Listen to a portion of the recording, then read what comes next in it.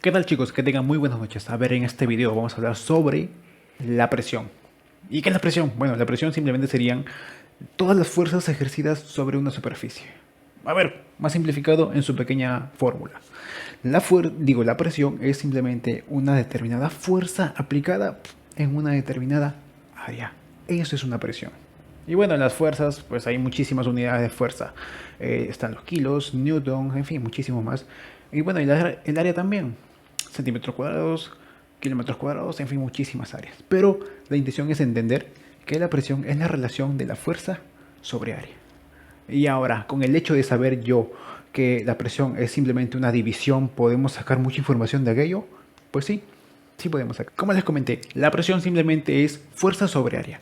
Es una división, es una fracción. Participa una fuerza, un numerador, y una área, un denominador. ¿Y qué sucede en una fracción? Esta primera situación. Por ejemplo, tenemos estas pequeñas tres fracciones. Podemos ver un medio, 2 sobre 2 y 4 medios. Podemos ver claramente que el cociente va a empezar a aumentar cuando, ¿qué cosa? Cuando el numerador empieza a crecer. De 1 paso a 2, paso a 4 y en fin puede pasar así a crecer más. Es decir, si el numerador empieza a crecer y el denominador se queda igual o empieza a disminuir, el cociente cada vez va a ser más grande o viceversa. Y ahora otra situación. ¿Qué sucedería ahora si el numerador empieza a quedarse igual? No aumenta o disminuye. No, se queda igual en este caso. Y más bien el que va a aumentar es el denominador. Va a pasar de 2 a 4 y a 8. Pues se ve claramente que el cociente va a empezar a ser cada vez más y más y más pequeño. Es decir, si el numerador se queda igual o disminuye y el denominador va a empezar a crecer, el cociente cada vez va a ser más pequeño.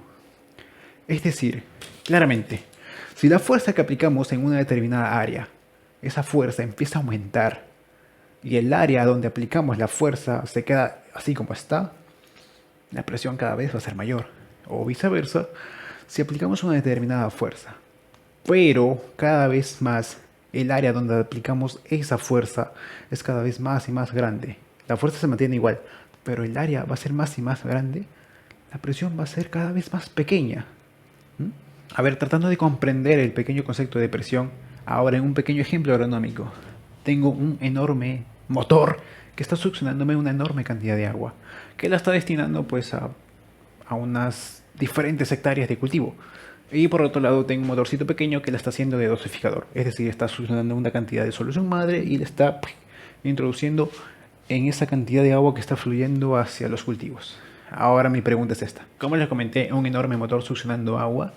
Por otro lado, un pequeñísimo motor succionando solución madre y la está introduciendo pues en esta matriz, por decirlo de esa forma. Mi pregunta es la siguiente. Como se puede ver aquí, este motor está succionando una enorme cantidad de agua, un enorme caudal, pero a una determinada presión, 4.5 bares, ¿ok? Hay muchísimas unidades de presión. En este caso estoy cogiendo bares. Y por otro lado tengo la presión con la que está succionando también el pequeño motor. Ahora, la cuestión es esta. ¿Creen que esta presión es suficiente para que la cantidad de solución madre que está fluyendo por acá entre a la matriz? Pues la respuesta es que no, no puede. Esta presión con la que viene esta pequeña solución madre debe ser mayor para que pueda introducirse acá. Así que recordando un poquito sobre presión, eso que expliqué hace unos momentos, ¿qué podríamos hacer para que sí sea posible que esta solución madre que queremos que entre, porque ahí en esa solución madre hay nutrientes que queremos que entre al agua de riego y así pueda llegar eso a las plantas? ¿Qué podemos hacer? Y analizando un poco lo que hablamos sobre presión, ¿qué podría hacer yo para que estos 3 bares, que es la presión con la que viene esta pequeña solución madre, sea superior a los 4.5 bares con la que fluye el agua?